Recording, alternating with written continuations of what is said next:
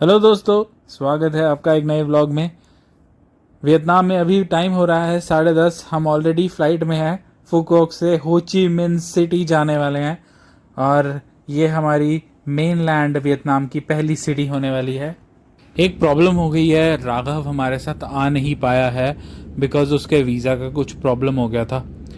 फुकोक में तो वीज़ा लगता नहीं है, मैंने आपको बताया ही है कि वो वीज़ा फ्री आइलैंड है और इसीलिए वहाँ पे तो उसको आने दिया था और वहाँ पे उसके पासपोर्ट पे लिख दिया था कि वो फुकोक ही रह सकता है, फुकोक से आगे नहीं जा सकता है।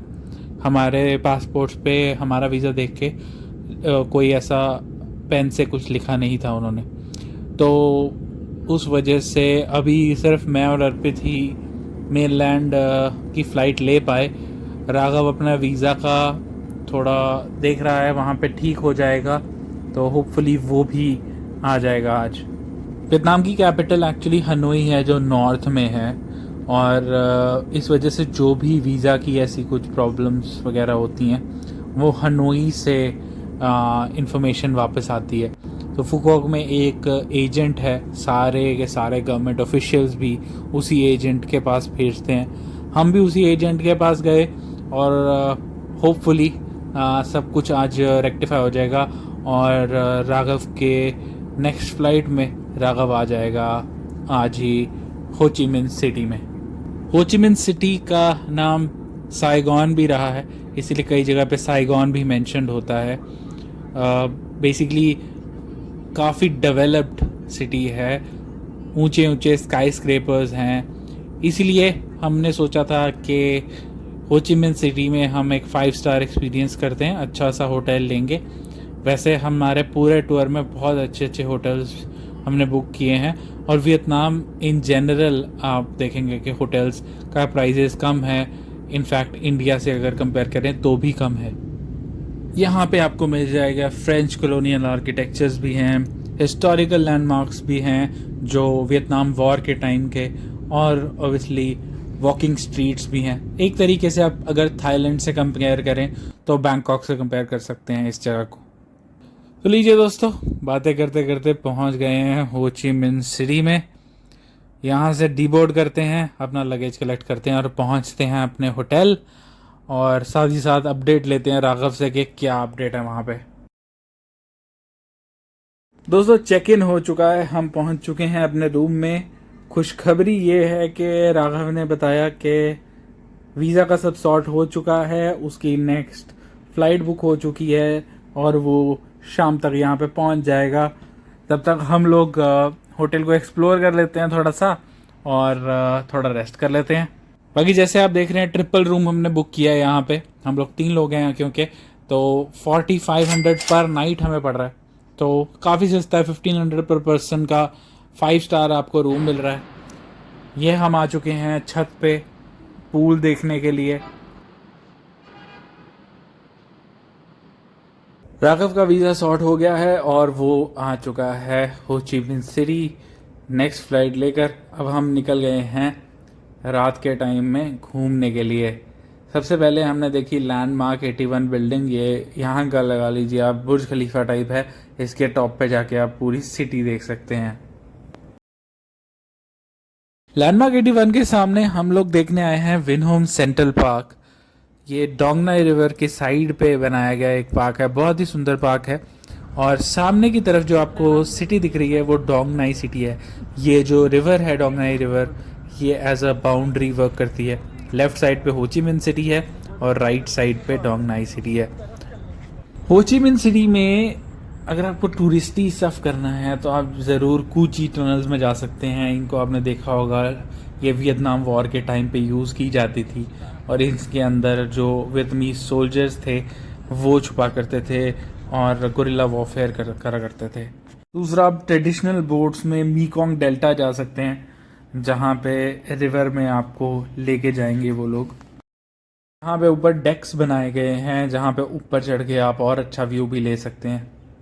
स्कूटर आपको यहाँ पे रेंट पे मिल जाते हैं approximately 300 to 400 rupees Indian rupees per day के रेट पे, depending on in which city you are. बाकी वीज़ा की प्रॉब्लम का मैं आप लोगों को बता देता हूँ, जो कि हमें आई है आपको ना आए। ऑलवेज चेक कि आपकी डेट ऑफ ट्रैवल पे आपके पासपोर्ट में 6 मंथ्स ऑफ वैलिडिटी होनी चाहिए। ये इनका शिप हार्बर होगा पक्का यहाँ से, लेकिन शिप जाती कहाँ है ये, क्योंकि क्रूजेज हैं यहाँ पे। बारबेक्यू नेशन वाले कुछ दे रहे हैं मुझे। नेक्स्ट स्टॉप हमने सोचा है चलते हैं वॉकिंग स्ट्रीट। यहाँ से लगभग 7-8 किलोमीटर है और यहाँ की वॉकिंग स्ट्रीट का एक्सपीरियंस भी आपको दिखाते हैं।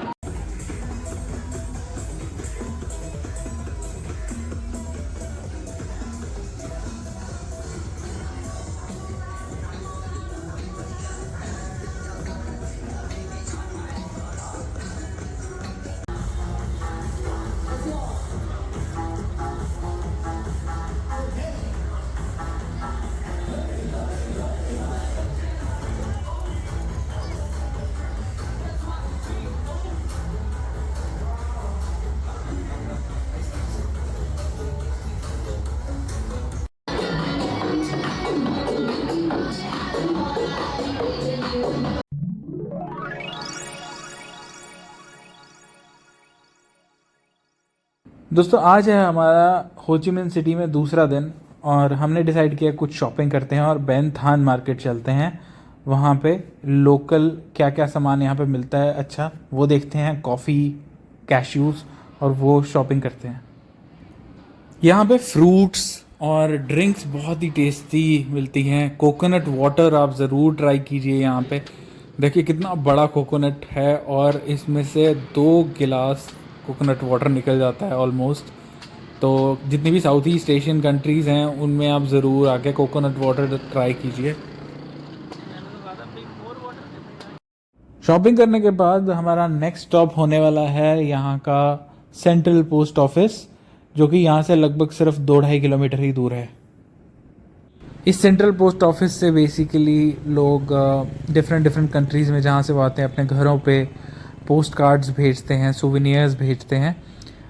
इसीलिए ये फेमस है और ये काफ़ी पुरानी बिल्डिंग है तो इसका हिस्टोरिकल सिग्निफिकेंस भी है।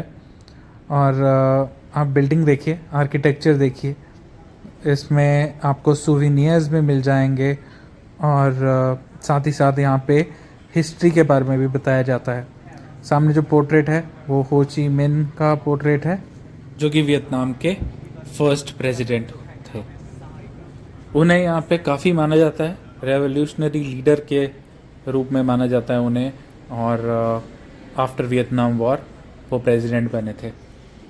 इसे second most beautiful post office का एक दर्जा भी मिला हुआ है। फर्स्ट नंबर पे अल्जीरिया का एल्जियर सेंट्रल पोस्ट ऑफिस आता है। कई बार इसके पूरे फ्रेंच कॉलोनियल आर्किटेक्चर का श्रेय गुस्तावे आइफिल को चला जाता है, जिन्होंने आइफिल टावर बनाया है। लेकिन ये सिर्फ जो ऊपर बीम्स हैं ये सिर्फ उन्होंने डिज़ाइन किए हैं, बाकी का जो आर्किटेक्चर है वो फॉलोक्स ने किया है। इसके बाद हम लोग पहुँचे नॉत्र डाम कैथीड्रल, जो बिल्कुल सामने ही सिचुएटेड है पोस्ट ऑफिस के। ये फ्रांस के नॉत्र डाम से इंस्पायर्ड है। नेक्स्ट स्टॉप भी पास में ही है, जो कि है इंडिपेंडेंस पैलेस।